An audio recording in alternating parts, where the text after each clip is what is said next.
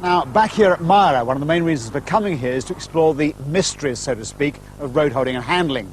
Modern cars, of course, have better, more sophisticated steering and suspension systems. Even so, they all have their limit. When they reach it, things can go badly wrong. So here are a few pointers on this difficult but fascinating area from our resident racing driver himself, Tiff Needell. I learned to drive in one of these, a Morris Minor 1000. I soon learned to enjoy my driving and also a lot about handling and car control at wet roundabouts at only 15 miles an hour. With grip levels so low, what happened when you reached the limit not only happened at a safe speed, but was very predictable.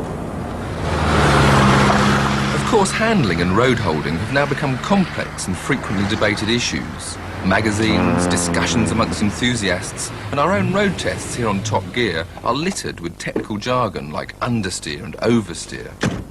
It's important at the outset to distinguish between handling and road holding, or handling and grip as we'll term it. Grip is objective and relatively easy to measure. All you need is a test circle, some sophisticated instrumentation, a G-meter, and some engineers to interpret the results. The boxes on the sides of the car measure roll, and at the back there's an accurate optical speedometer. Together these give sufficient information to calculate the maximum level of grip a car can generate, and that's what's measured in terms of G-force. And it's a major concern to the neck muscles of Grand Prix drivers. Speed round the circle is gradually increased until the point the driver can no longer hold a steady circle. The G-force is pushing the car out, while the grip generated in the tyres is holding it in. Grip levels have improved over the years and vary with the car's sophistication. On the test circle, the Minor can only maintain 29 miles an hour, producing 0.51 G. Nowadays, its modern successor can maintain 35 miles an hour, 0.77 G, with its improved tyres and chassis, while a modern supercar can reach 40 miles an hour and generate some 0.97 G of cornering force. The actual difference feels more than mere figures suggest. It's fairly easy, therefore, to measure grip alone. Handling, however, becomes important because real motoring is not all about driving around a circle at a constant speed. It's about speeding up and slowing down in response to applications of steering, brakes and accelerator. And different cars will handle in a different way, especially when the limit of grip is reached. Back on the wet roundabout with the Minor, accelerate suddenly and the driven rear wheels will break away at quite a modest speed. The effect is for the car to steer at a far faster rate than you anticipate, so it's called oversteer. Because it's caused by applying the accelerator, and therefore more power, it's called power oversteer. In the case of the Morris 1000, the oversteer isn't all that serious, because it happens at such a slow speed, and in any case it's easily controllable. With modern cars, the grip level is so high that you should never reach the limit on the public roads. It's important still, however, that we test the cars for their handling in case of an emergency avoidance situation, or if the grip level of the road suddenly gets reduced by ice or perhaps muddy conditions.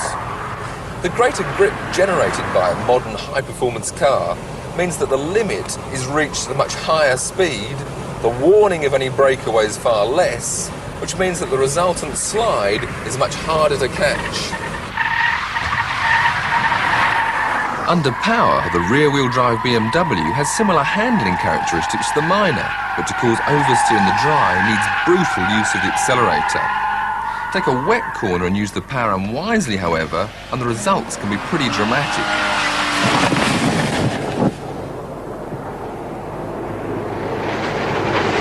In a straight line, all the tyre's grip can be used to gain traction and accelerate forwards, but while cornering, some must be used to counter the G-force. So, with the power going through the rear wheels, demanding too much traction while cornering causes them to lose their grip and allow the rear of the car to slide out of line. The oversteer effect. It pays to use the accelerator carefully in the wet, but if the back does step out, you need to steer into the skid, or in other words, turn the wheel in the opposite direction to counter the oversteer. To stop the car spinning round can require quick reflexes and quite a bit of rapid arm twirling for the average driver. Only rear-wheel drive can cause power oversteer, and BMW have fought long and hard against this image while still trying to retain the classic feel of rear-wheel drive.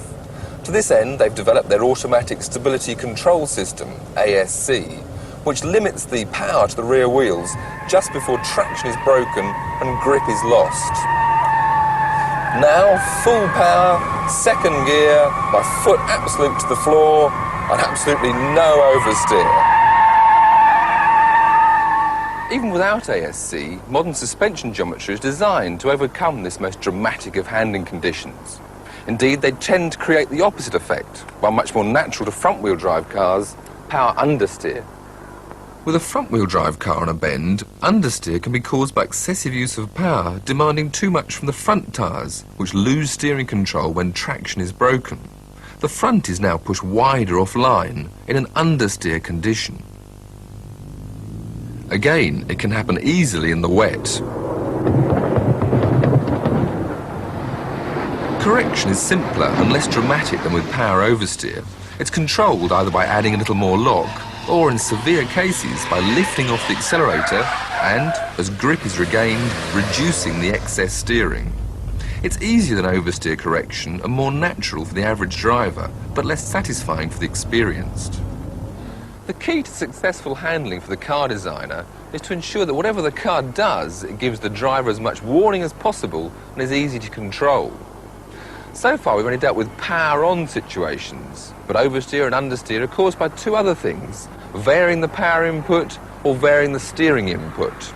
The most dramatic of these occurs in the transition from power-on to power-off while cornering. Taking your foot off the accelerator, or worse still braking when entering a bend, can cause some cars to oversteer sharply and maybe spin. An exit curve from a main road, which forces a quick slowdown, is a typical danger area. Toyota's MR2 is one of the cars which has been criticised for this handling characteristic. At nearly 40 miles an hour on the test circle and near to the limit of grip, if you lift your foot off the accelerator,